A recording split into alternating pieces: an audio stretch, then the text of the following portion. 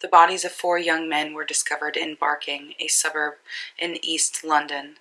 These 4 bodies would lead Scotland Yard to the Grindr rapist.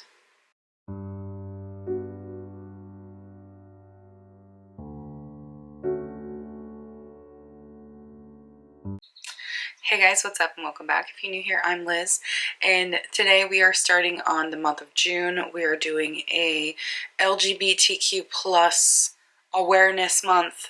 June is Pride Awareness Month, and I felt it was only right to do crimes against those that we are honoring this month. So I am starting this month with the Grindr rapist, or the Grindr Poisoner. We are talking about Stephen Port. Now, Stephen Port, he's an interesting fella. He was also on TV. He was on a show called MasterChef on the Food Network, which I find very ironic. He was on it for just a little bit. I looked up clips of him and I was like, whoa, that really was him, because I watched MasterChef. So he was a chef in a restaurant called Stagecoach in West Ham, or at a Stagecoach in West Ham in London. So what's also interesting about him, I've already told you that he was on MasterChef, so he wanted to be known, which is, if you're going to kill somebody, you don't want to be on TV. There's a lot of people that have been on TV that have gone to kill people. But anywho. So what is really known about him is that he was a loner and he was bullied when he was younger. And he was super quiet. He liked to stay to himself. He just wanted to just be by himself. Now, at the time of the murders, he was described to have had an athletic appearance because he was going to the gym daily at this point. And he was bald, which really hurt his confidence, so he ended up wearing a blonde toupee on his head to make it look like he had hair. In my thumbnail for this video, the left side of the thumbnail, I believe, is a picture of him that he put on one of his profiles online, and it shows his hairpiece that he wore to help his self-confidence in the public eye. And so he would be more physically attractive to other men. So, and it would also increase his confidence in thinking that he would meet other men, because he just didn't have that without that hairpiece. So the online community for dating can definitely be a tough one, and this is how Stephen procured his victims.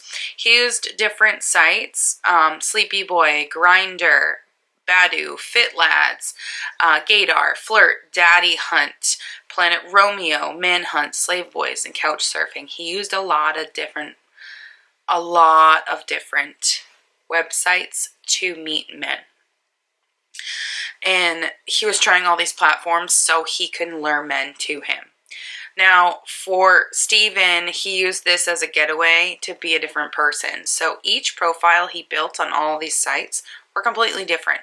He chose a different persona. That way he could escape who he is and be somebody completely different. Be somebody perfect for somebody else. Which,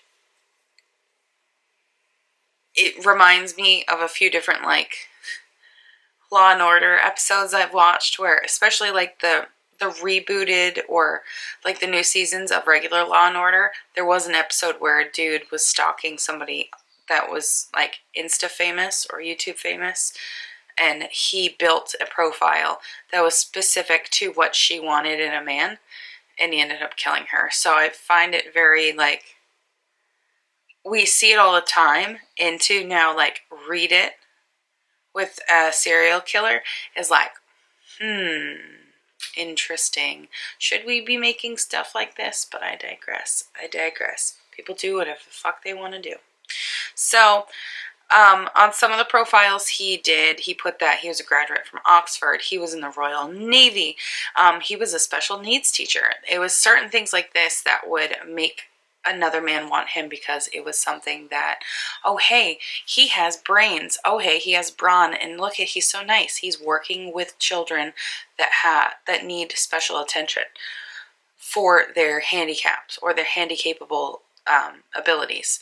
Like, people are drawn to stuff like that because they see a sensitive side, the strong side, and hey, they're super smart. People want that in another person.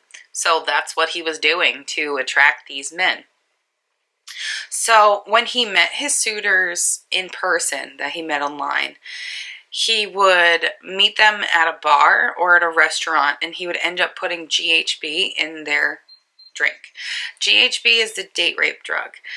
Now, it's called gamma hydroxybutyric acid. That is GHB. Now, what he would do is he would put them in their cup. They would drink their drink. They would start feeling the effects, and then he would bring them back to his flat.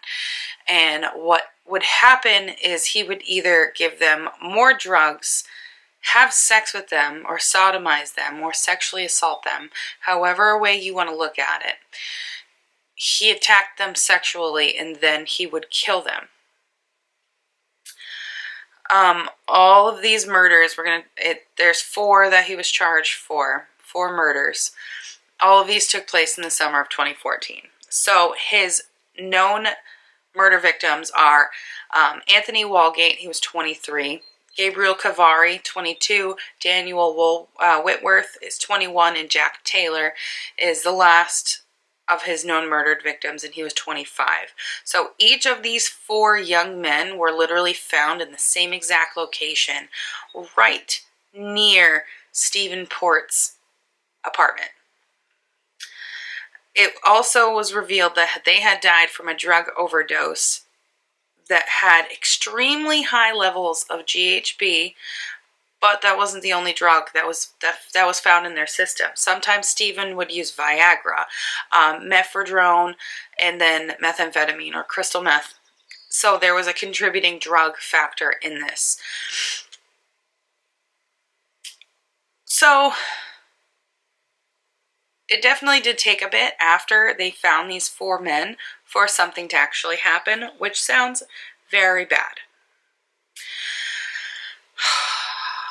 Daniel Whitworth's murder was the most, bizarre out of the 4. And reason being is because there was a sheet that was wrapped around him that wasn't forensically analyzed. There was also a bottle of GHB that was found near his body that also wasn't analyzed forensically. So if there was any DNA or fingerprints on the bottle, they still hadn't analyzed it. And it irritated the hell out of Daniel's family. So they also felt that they were wronged because the police told them that, oh, he just died from a drug overdose. Clearly he didn't, because he's found in the middle of, the area where Stephen Port is living, with a sheet wrapped around him and a bottle of GHB that's near him. How did he get out there? You know what I mean? So his parents felt that because they told him that their son died of an overdose, they didn't feel like investigating or testing any of the forensic DNA that could have been found on the sheet or the bottle. His family was irate, and thankfully so, they're the ones that really forced the hand and helped the other families think, oh hey, they didn't just die, especially where they were found in the same spot. That's just shoddy police work. So what they ended up doing is that they ended up going through the CCTV footage.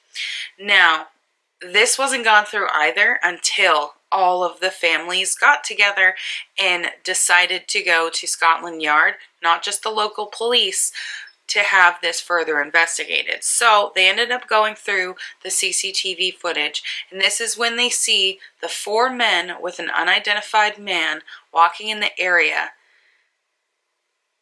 And this is how they determine that the unidentified man is Stephen Port. But they don't release it to the public after they identify him. So what they do is they end up identifying him as Stephen Port, and they end up arresting him. So in 2015, he would be arrested and charged with 4 counts of murder, 4 counts of administering poison. But in June 2016, this is when his charges change. He keeps his original 4 and 4 of murder and administering poison, but 6 more counts of administering poison, 7 charges of rape, along with 4 counts of sexual assault are added because there are other men that came forward when it came to Stephen Port. Now, additionally, he would be charged, he would face 4 alternative charges of manslaughter. So Stephen did appear in a video link via his cell, and he denied all these charges when he had his arraignment. But it sucks to suck for him because on the 23rd of November of 2016, he was found guilty. Found guilty. He was convicted on the assault, like the assaults by penetration, that's what they call it for like sexual assault or sodomy, rapes, murders of the 4 initial men, as well as the rapes of 3 other men he drugged, and 10 counts of administering a substance with intent, and 4 more sexual assault charges. He was found guilty on all of them. Now, in total, he had 11 victims. 4 of them died, and he had 11 victims in total. Or 11 known victims, we'll say that. Thankfully for this, he was given a whole life order, which means he is in jail for the rest of his life. He cannot get out at all. So, that, my friends, is the Grindr killer, or the Grindr poisoner, Stephen Port. I feel very strongly for this month because I do have a lot of members of my family that are a part of this community. And whether they're out, whether they're not out, I have a lot of family members that are a part of this community. And my heart breaks when something like this happens because these 4 men didn't deserve to die at all. People that are murder victims don't deserve to die, but it's part of our life's path for it to happen. So that, my friends, is the Grindr killer. I hope you guys enjoyed today's video. Don't forget to tune in for tomorrow's video. We're going to be doing another crazy one. We're going to Pakistan. So I hope you guys enjoyed, and I'll see you guys tomorrow.